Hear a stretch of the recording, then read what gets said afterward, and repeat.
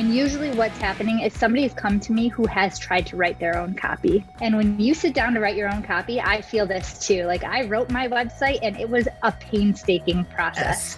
Yes. It is the hardest thing to write your own copy. And that's usually the point at which somebody says, I will pay $1 million to take this off my plate.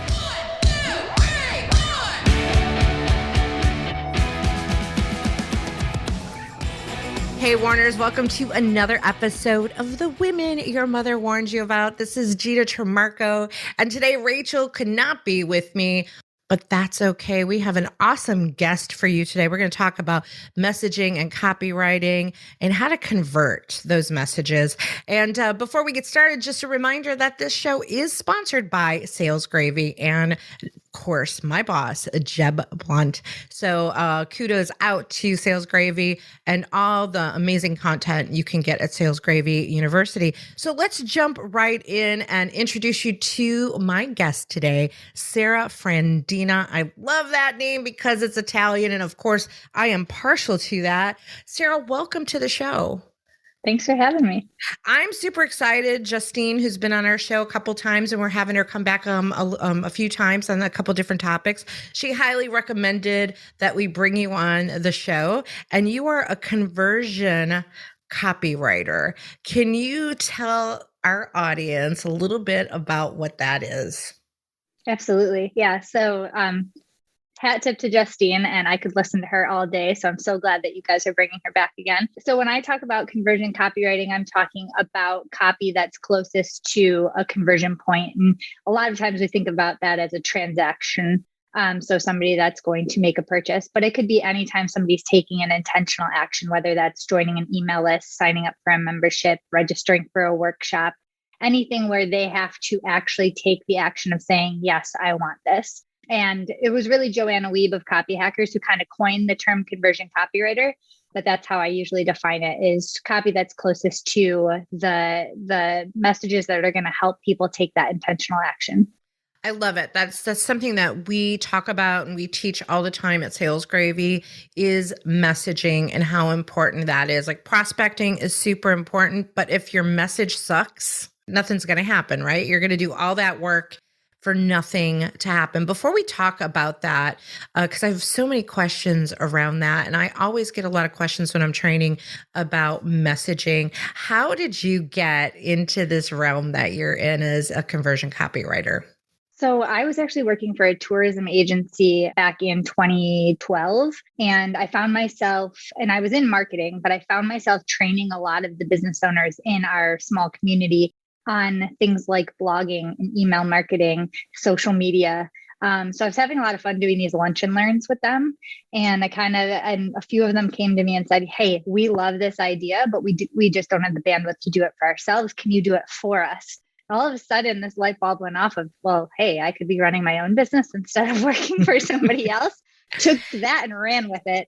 So that's how I got my start. And I started off doing anything and everything under the writing sun. So I was writing case studies, blog posts, white papers, websites, you name it, I was writing it. And then it was really over from 2014 to 2016 that I niched down into the conversion world, where I write mostly sales pages and email sequences that are usually part of larger launches. And what got you to niche in that area specifically? Well, first off, I followed a lot of Joanna Wiebe in the Copy Hackers courses, and she's very much in that realm. But what really drew me to it was that feeling of, I see this person who's trying to make this decision and I want to impact that, but in a positive way. So I want to help people reach more of the right people for their product, for their offer, for their service. There's that evergreen content, that nurture content of blog posts and general newsletters.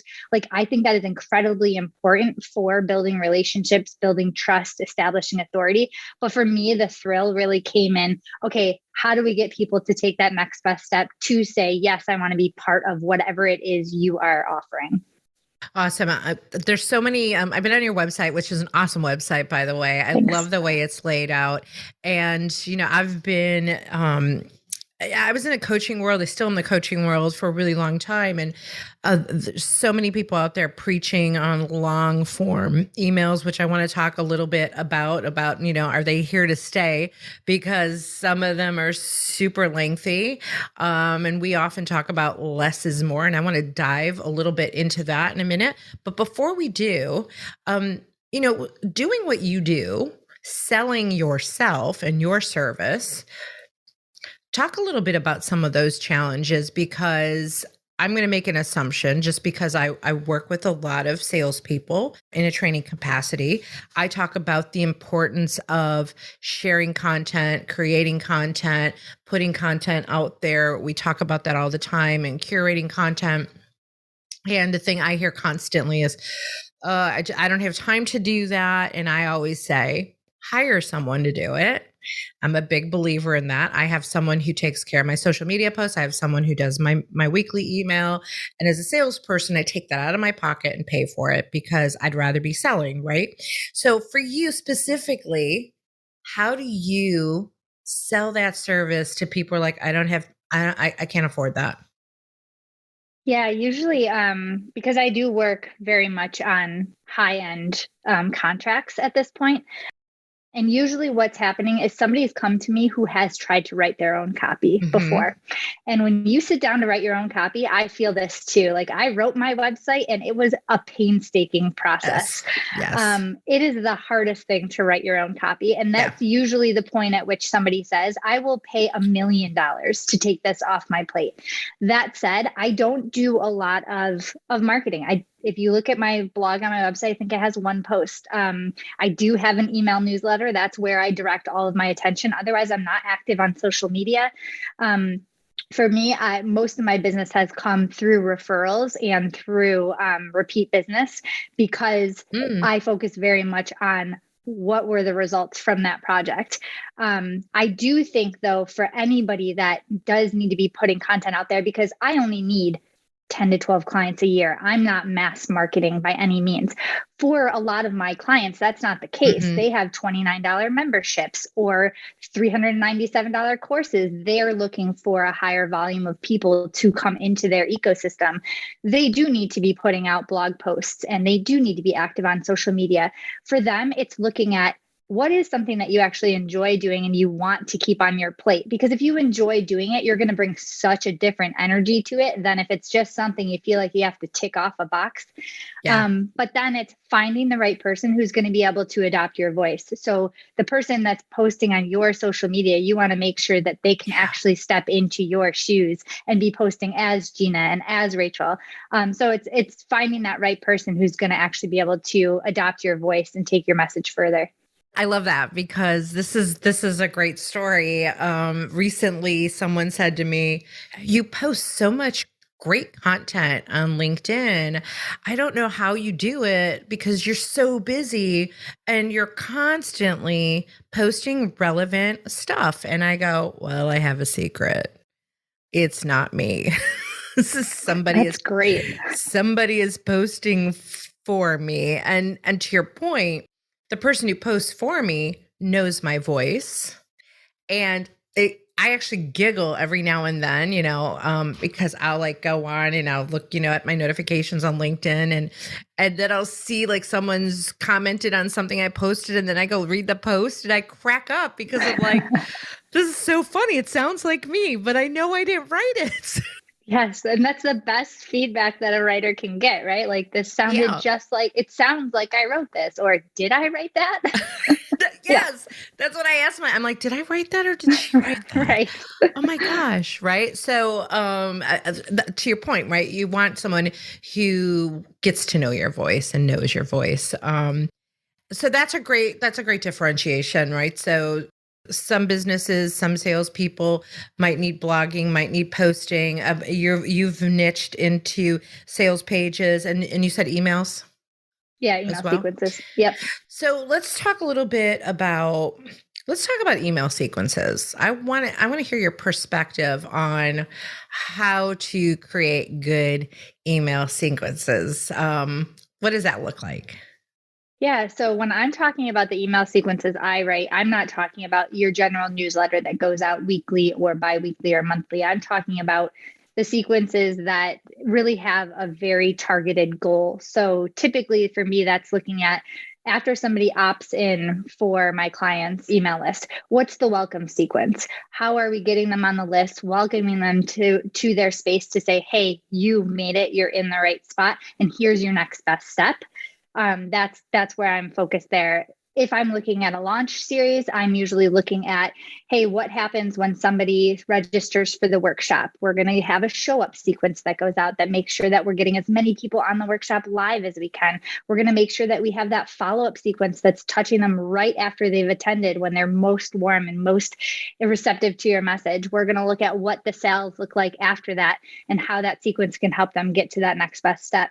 So I'm looking again, like every email sequence I write, I'm looking at where is this falling in the quote unquote customer journey and what is the next best step for them to take. And every sequence usually has one objective, and then we look at where they need to go next from there. How many emails are usually in those sequences? I mean, typically I'm looking anywhere from I would say 5 to 15. It almost never ends up being 5. We're looking at 7 to 15, 10 to 15, because I also believe very much in segmentation. So not having every email go to every person or writing different emails for different subsets of people, depending on how they've self-selected or how you've been able to tag them. So one sequence could have 15 emails, but not everybody in that sequence is getting 15 emails. Okay, because that was going to be my next question. So with this type of sequencing, I know from the past, there was, what was it called? Infusionsoft, which many of us referred to as Confusionsoft. Yeah. Right? I had to actually pay someone to do the Infusionsoft for me because it was overwhelming. Now, what I came to learn later was it wasn't the right fit for me to use that platform because my audience wasn't big enough. But of course, they sold me well on it, but it didn't make sense for me. I needed to be more robust. So when we're talking about this kind of sequencing, Warners, you're going to have the right platform for it, correct? Yeah, typically we're looking at an email service provider, an ESP, if you ever see that around, like ConvertKit, like Activecampaign, like Flowdesk, like, I think the OG one was Constant Contact. A lot of businesses used back in the day, which is still around, Mailchimp, those kinds of platforms. Yep. Is there a platform that I personally am interested in this. I do use Mailchimp. I'm not sequencing, just because it hurts my head. I'd like to, right now my weekly email is just more of a branding thing and not, it hasn't been set up for conversion. I need to get to that point. I need to take them on a journey to where I want them to go. But what are some suggestions on best in your opinion, best campaigns to use? Yeah. So it's like you said, where you started with Infusionsoft and it was recognizing that it wasn't right for your business. I always recommend starting small. So Mailchimp's a great place to start, and you can do a lot with Mailchimp. I haven't really kept up with it. The two that I'm most in with my clients are ConvertKit and Activecampaign, and they're both super powerful when it comes to automations and sequencing, but Activecampaign will take everything a step further because Activecampaign is really built to be more of a CRM, a customer relationship management system. So you can do a lot more in terms of creating contact profiles in Activecampaign than you can in ConvertKit. And that's the biggest difference that I've seen. And here's some words from our sponsor, Jeb Blunt at Sales Gravy. Hi, this is Jeb Blunt. There's a reason why thousands of sales professionals and top companies across the globe hone their sales skills at Sales Gravy University. You see, Sales Gravy University is different than most learning platforms. First, we have live courses taught in a virtual classroom by our master trainers that start almost every single day. And our e-learning platform is populated with hundreds of hours of sales training content produced by some of the top sales trainers in the world, including Gina's spontaneous selling course, which is worth checking out. Now, I've got some good news. If you've never taken a course on SalesGravy University, if you're a new user, you can take your very first course for free. That's any course on the platform, absolutely free. Just go to learn.salesgravy.com. That's learn.salesgravy.com, or click the e-learning tab in the top menu at salesgravy.com. Pick out your course, and when you check out, use coupon code FREECOURSE to get that course for free. That is free course to get your very first course for free. Speaking of Sales Gravy University, go check out salesgravy.university and see some of the courses that I'm teaching. Just scroll through the university and click on them and you will find me and sign up. I'd love to have you there.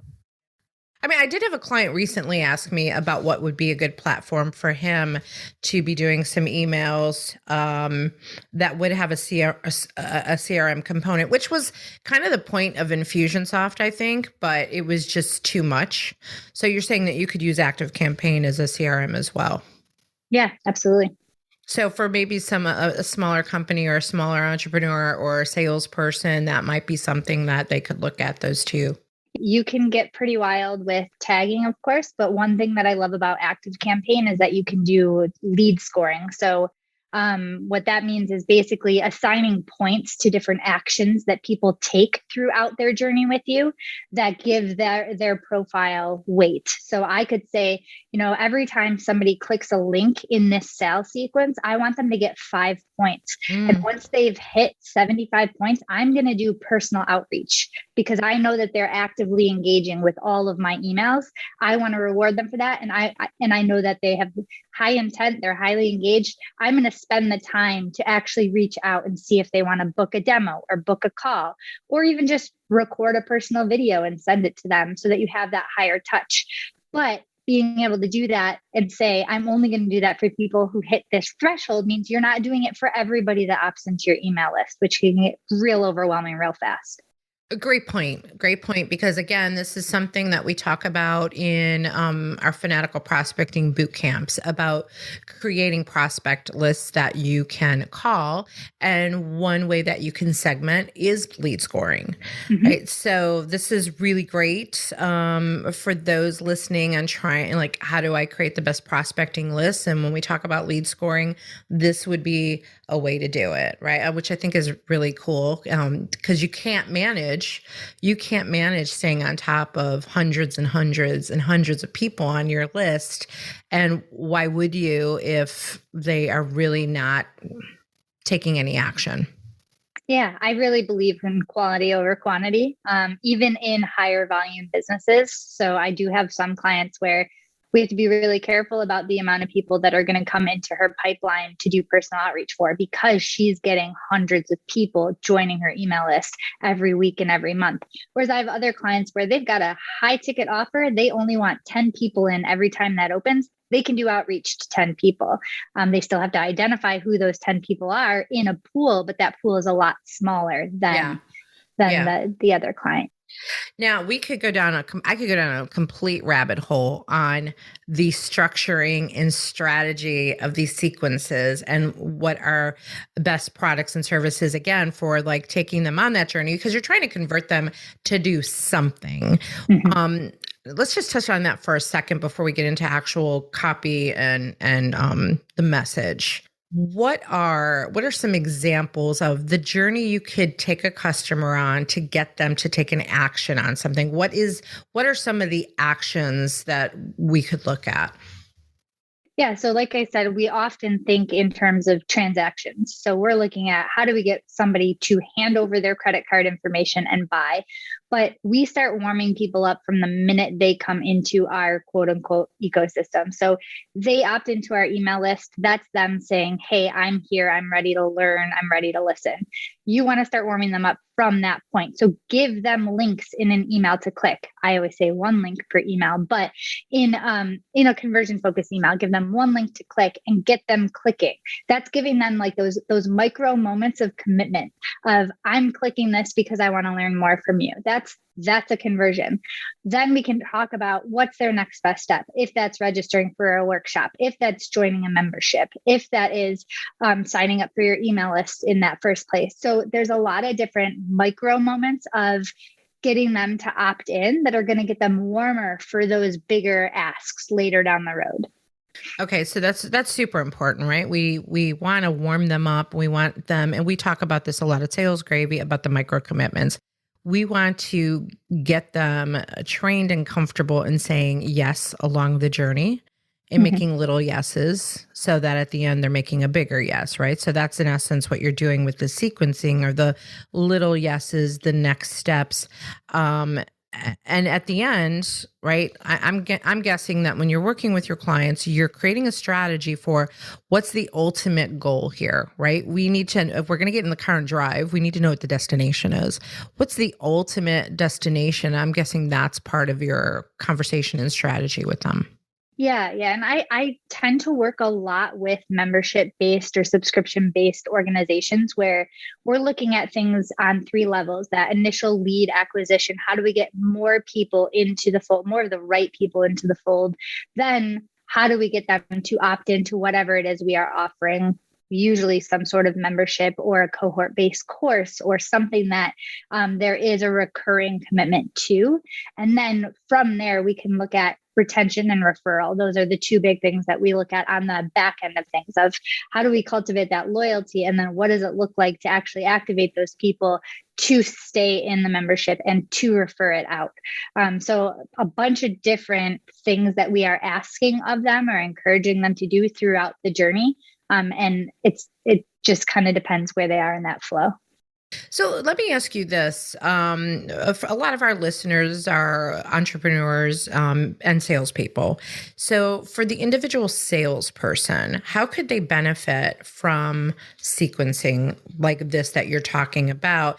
Ultimately, we want people to purchase what we're selling. What could something like that look like for a salesperson? Yeah, I think it's kind of the same for anybody selling anything, that the sequencing is really about cultivating trust and really establishing authority. So looking at what are the things that I can provide for these people throughout this email sequence that are going to have them say, this is the person that I want to continue learning from. This is the person that I want to invest my time, my energy, and my money into. Because time and energy are just as important as money when we're talking about commitments. So using it in that way. And then for, the benefit to, in my opinion, is really seeing, who am I talking to? I want more of the right people, but then how can I tailor the message to any different segments of my audience so that it's relevant at all times? And I'm not just, the worst thing I think we can do is try to be all things to all people, because it's not possible.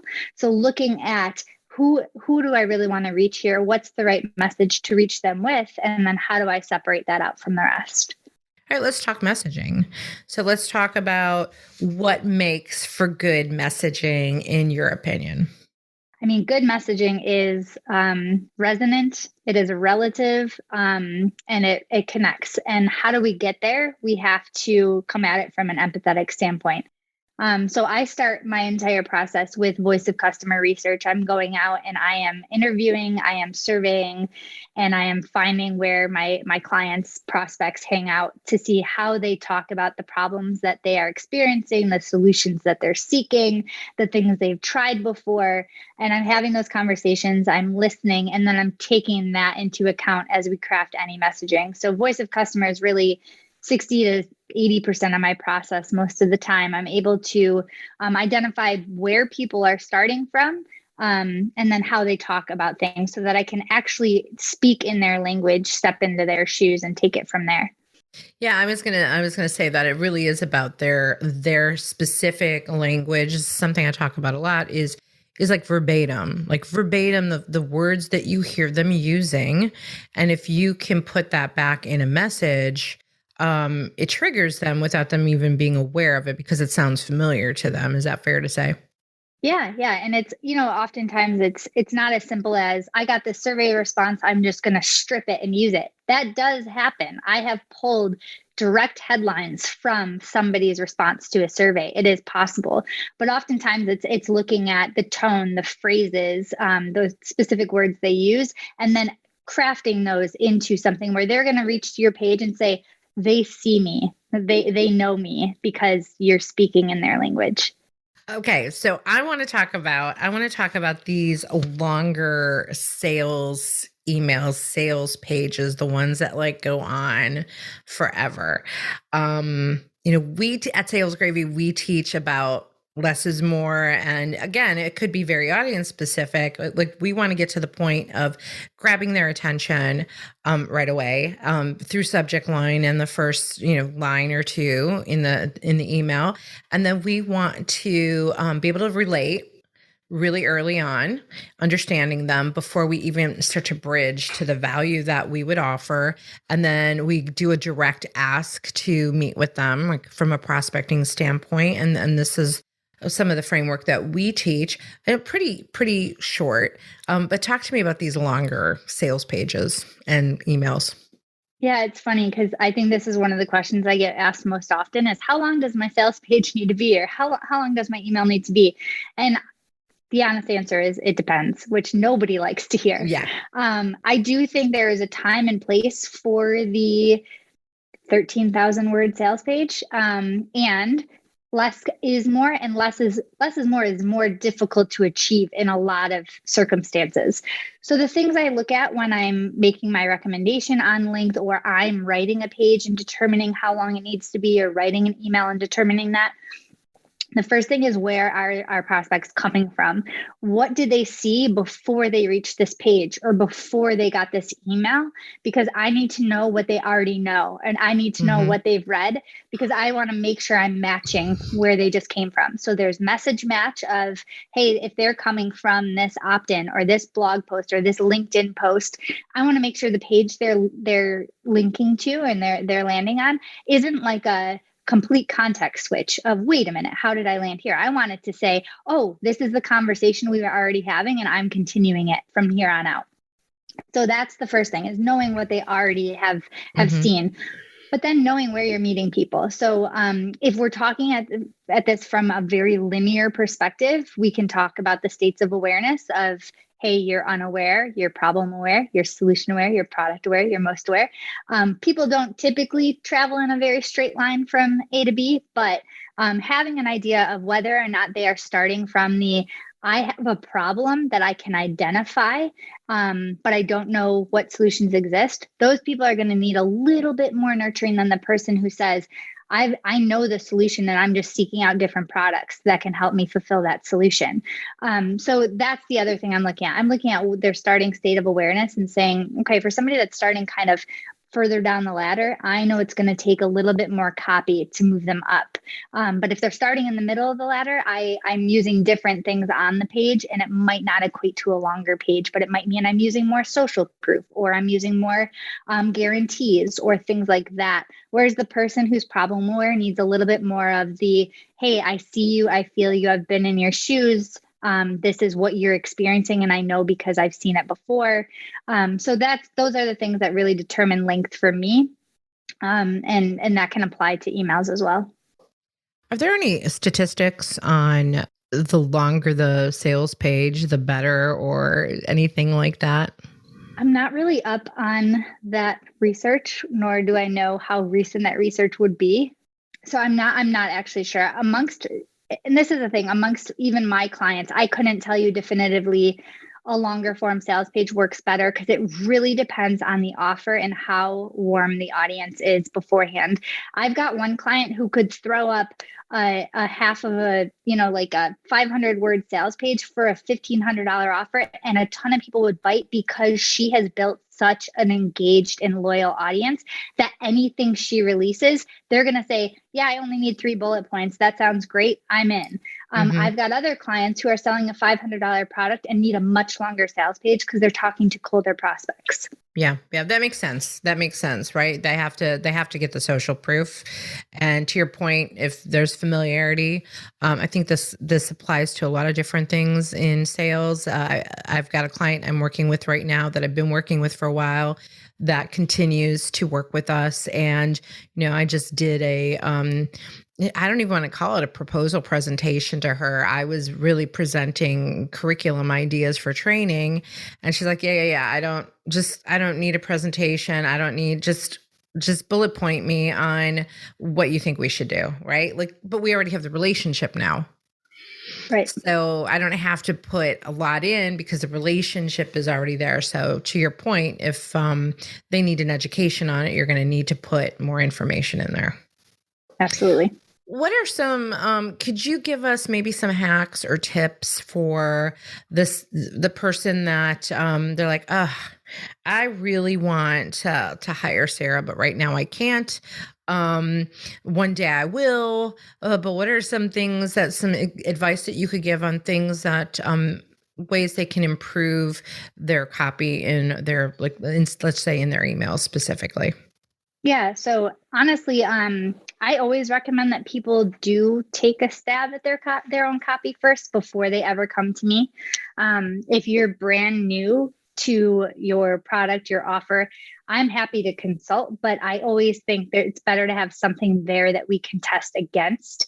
So I always recommend that people actually start with their own copy before they invest thousands of dollars in a copywriter, so that we have that data to work with. That said, how do you sit down to a blank page and start? And that's where I think anybody and everybody can go out and do their own voice of customer. So looking at your prospects and just sending them a 1-question survey of, for example, I'm working with somebody right now who sells party in a boxes, and she's looking at really stressed out, overwhelmed moms who suddenly are like, crap, my kid's birthday is in 3 weeks and I have nothing ready to go, but I'm supposed to have this Pinterest perfect party. We did a 1-question survey to people that said, hey, it's 9:55 a.m. and you've got 10 kids showing up in 5 minutes for your kid's birthday party. How do you feel? And that gave us so much insight into where these moms were coming from. That's gold. She can take all of that and work that messaging into her emails, into her sales pages, but not even just the messaging itself, but the content of them. What do I need to be where do I need to be connecting with them? What do I need to be sharing? What do they need to know? So going out and asking questions of your people yourself.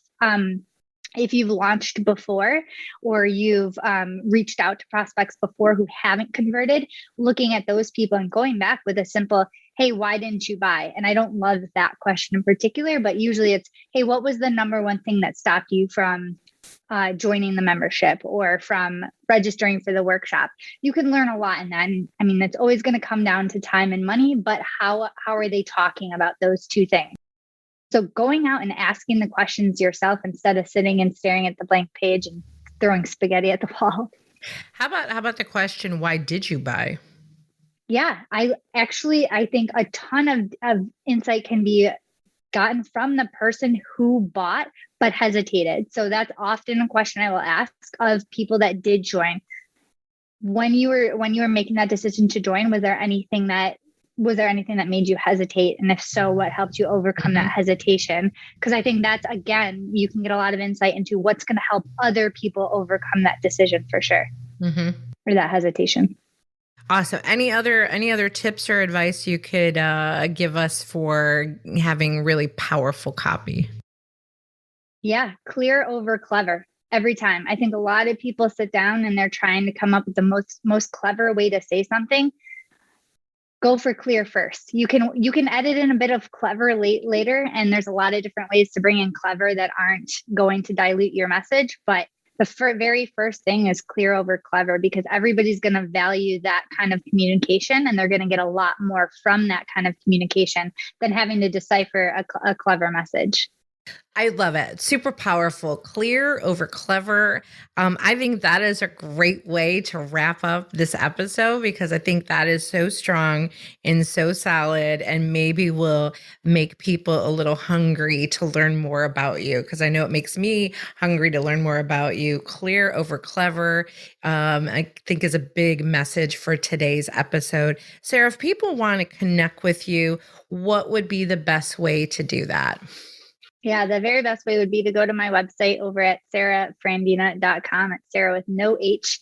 And at the bottom there, you can opt in for my email list, where I do send out a biweekly email that's been on pause because I'm just coming back from maternity leave, but it will be back. It will be back. But that's where I share a lot of really quick tips of how you can optimize conversions in your copy. Oh, awesome. I'm going to sign up for that. I could use some of that. I think I could use, I think I need you. I think I need you. So thank you so much for being on the show today. We really appreciate it. Any final thoughts, final messages you want to leave our listeners with? No, I just appreciate being here. I really enjoyed this conversation. Awesome.